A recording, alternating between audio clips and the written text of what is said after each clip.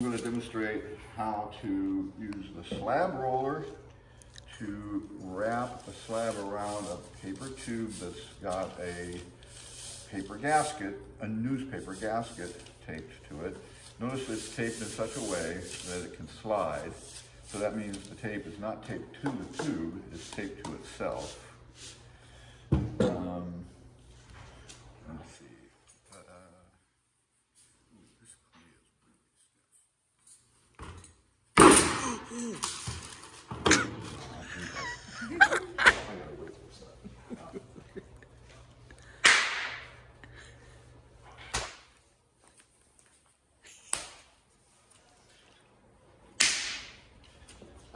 The reason why The reason why I'm down on the floor is because I can actually put more of my upper body weight down on it to get it the shape I want. And the shape I want first is a big, wide burrito shape. So this will probably be the best way for you to do that, unless you've already got a pug handy from the pug mill, right? Because it's already that shape.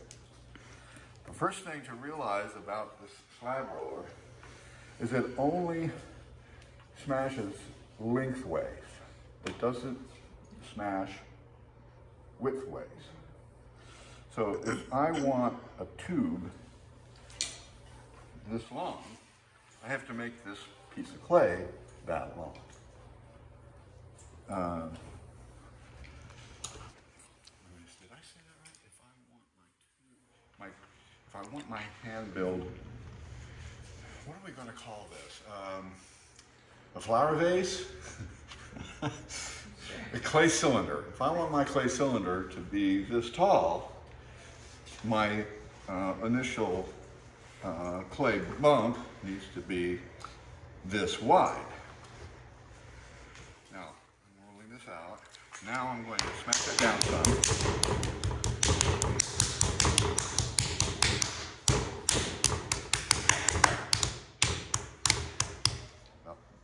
Just about that much is perfect. Now, come on over here.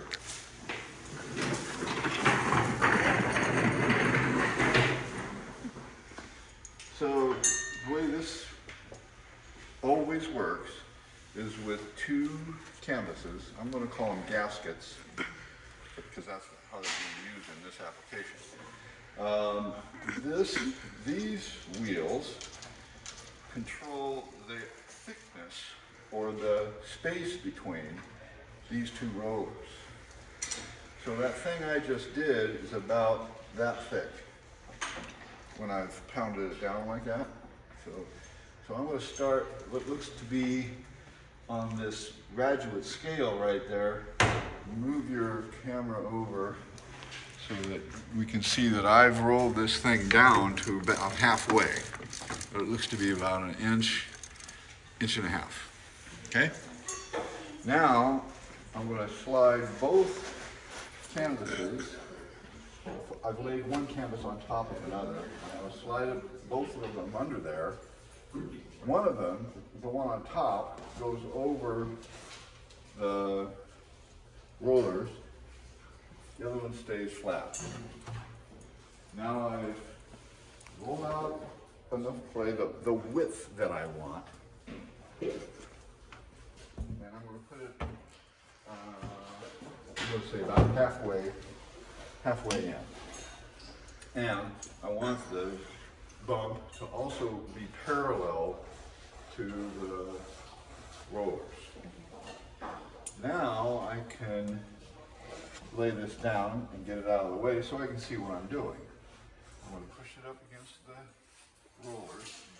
This is the wheel that actually turns the two rollers in opposition. But to encourage it, I have to come over here and pull on the canvas as I turn it. It'll just spin if I don't encourage it by pulling it like that. Now, the next thing that needs to happen is I need to adjust this turn this down to the next peg on that graduate scale, which is 1 inch. Now I'm going to reverse. Let's do-si-do. We're going over here, and we're going to reverse and smash it the other way. So it's getting a little bit wider each time. I mean, a little bit longer each time, but no wider. Okay? Okay, let's do-si-do again. Oh, watch. Right here. I'm going to dial that down to 3/4. Okay. And I'm going to pull on the canvas while I'm rolling. Once I get it started, then you don't have to pull on the canvas. Now 3/4 of an inch is that's pretty thick. Mr. Thiel, what would be the ideal thickness for a flower, a clay cylinder? I'd say half an inch. Half an inch. Okay, you get to decide, but the thinner you make it, the more careful you have to be. And when you're just learning how to do something, you'll find it's better if the clay puts up a little bit more of a fight, a little bit thicker. Okay. You can kind of graduate. Let's have you graduate to thinner than a half after you've tried this a couple of times. All right. There we go. Now, one thing that I risk doing is smashing it where it runs off of the canvas. That we want to avoid because it'll either stick to the rollers or it'll stick to the table when it's time for you to remove it. Okay, so I'm going to stop at half inch just for the sake of argument. Now my next bold move needs to happen away from this tool because we got people standing in line waiting to use this, right? So you don't want to be building your artwork on the tool that the next person needs to use. So instead, I'm going to get a board that I can transfer onto.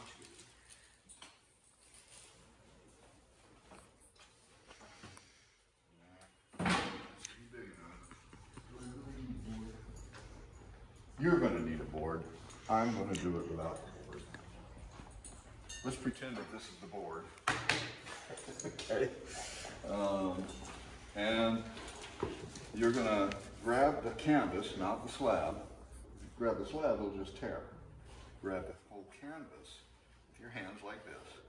And as long as you're tilted back,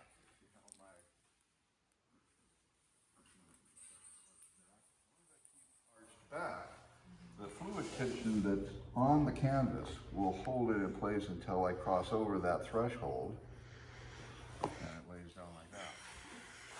That's how you can move the slab from one place to the other without tearing it. So that's an important technique to successfully use this tool. Next, I should have brought a needle tool along.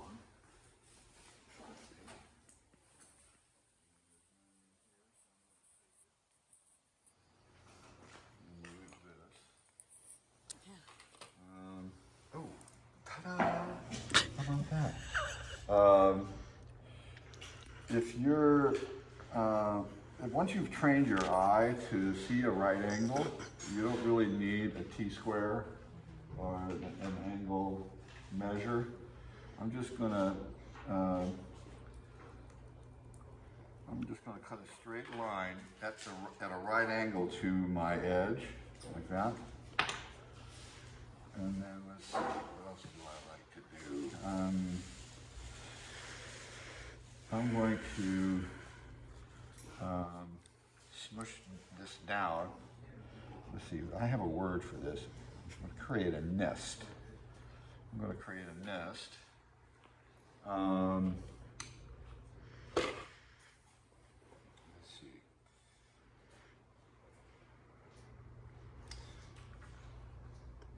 Bobby, do you have a serrated rib handy? So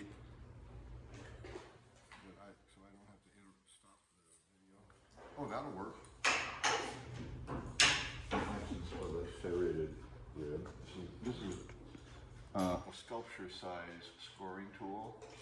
I went and bought this morning. I went to the supplier and got us the pottery size, which are much shorter than this. Anyway, I'm going to score that edge, and you can either use water or a sponge. I'm going to use neutral disinfectant cleaner.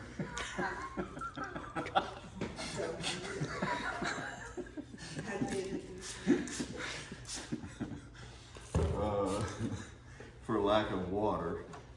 Let's see now. That's fine. Now, see, if this was a board, I would turn it so that I'm lined up like this. It is. I'll be able to do it. It's just not what the board you want to do. Okay.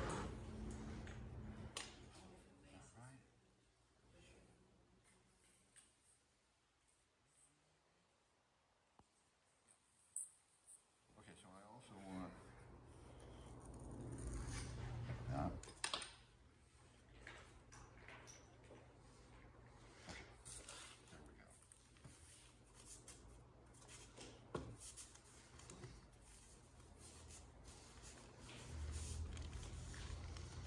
You know what?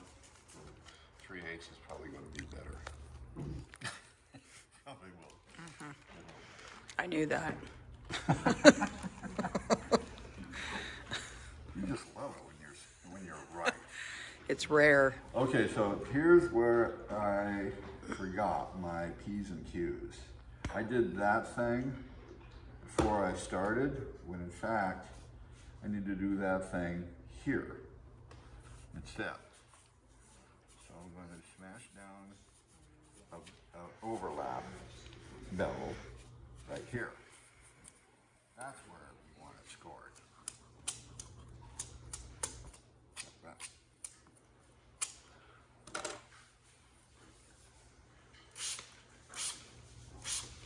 So what I'm doing is I'm scoring it to open up this kind of this trough in which I can inject water into. I like injecting water with a spray bottle better than smooshing it with a sponge, because that kind of closes up the pores. Okay, now, let's see, I could score this area too. You wanted, I heard you say you want us to see a very clear Overlap. So it would be right about here.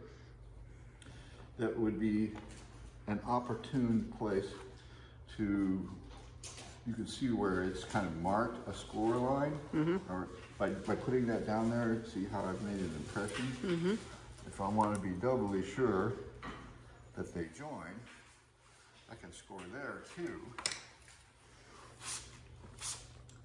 So now I have two scored surfaces meeting each other.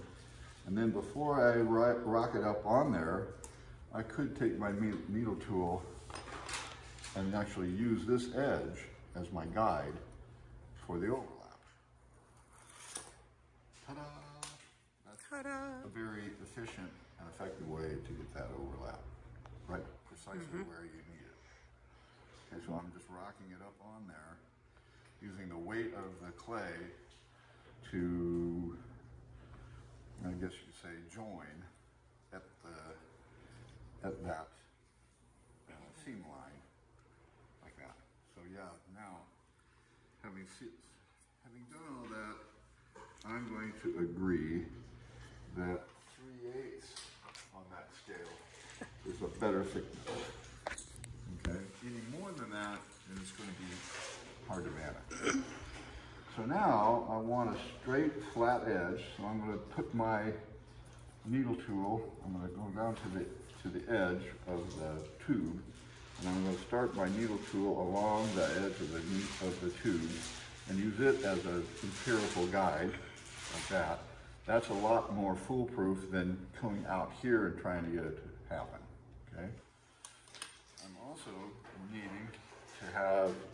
you'll have leftover slab that you can use for the base.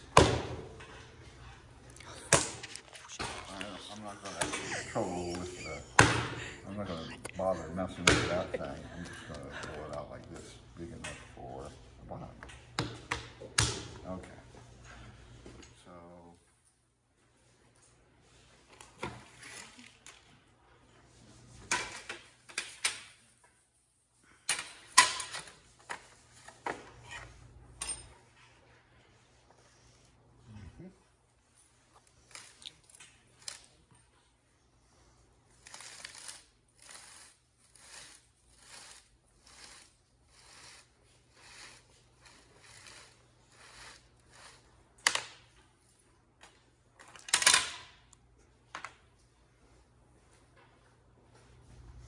okay, that came off sooner than I wanted it. I want to score this before I join it, right? I just did that little dance to get this slab the precise size I want, okay? And notice I like to, you can tell how much I often depend on the turntable. This particular turntable isn't really working that well, but I find it much easier to do things more precisely and efficiently when I'm using a turntable. And I'm not so sure it's such a good idea to do that with the spray bottle.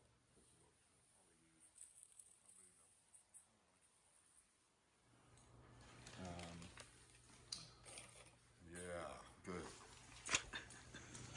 Exactly. That was pretty, what would that be called? Intuitive. Johnny on the spot? That works. That was handy. Okay, so let's see, that overlap is right there. So I want to make sure it lands there. Gosh, I should probably score this down too, huh? Right? That would be almost consistent.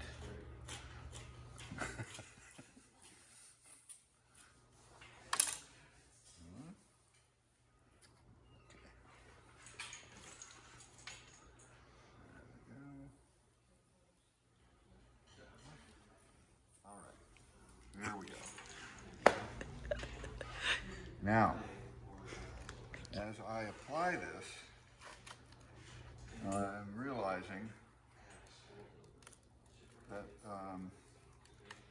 the cylinder is pretty much featureless except for this seam overlap. Now, one thing that if you just do this, everybody's project's going to look alike. If you want to make this project your own, you need to start thinking about, well, what could I do to this slab before, during, or after I roll it onto this tube. So you saw in the other room, we've got this great big catch-all of all this lace and burlap and those rubber pads that have different textures on them.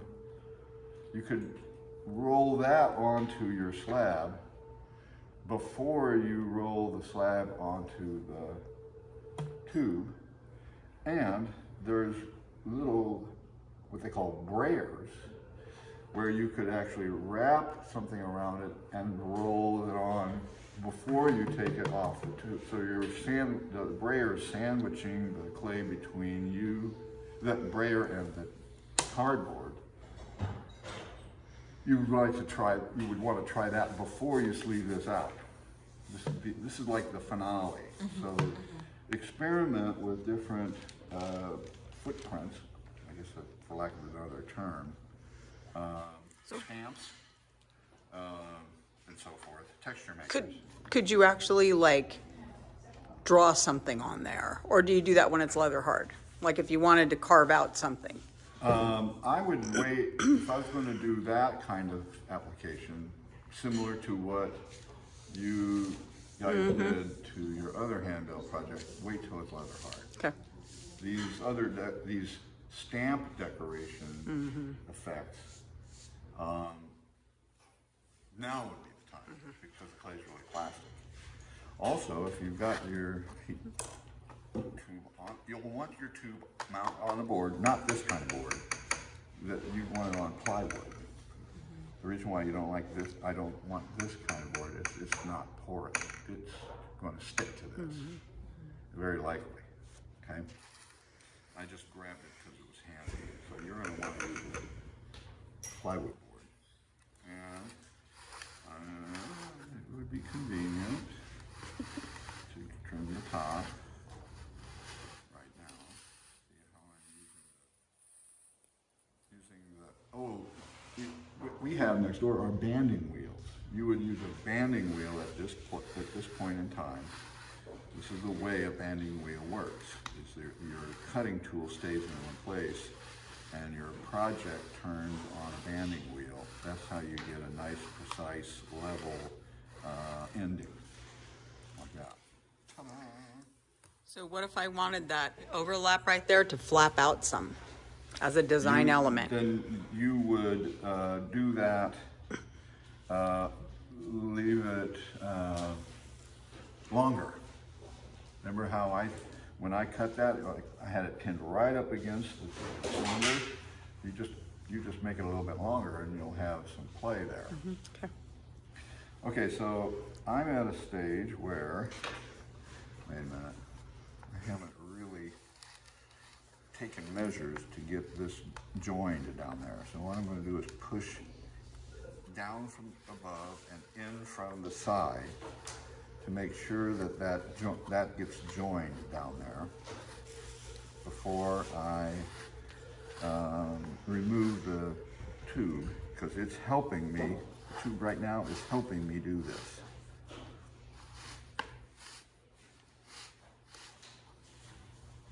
Okay? So let's say you've done all those steps and you've applied different textures on this. Gosh, I could use this to demonstrate that. But that would be me stopping the video. Yeah. This is the basics of how to get a slab around the tube. And so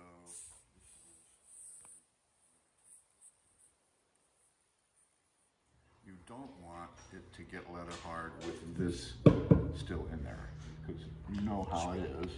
Clay shrinks as it dries, and it's just going to clamp onto that thing like nobody's business.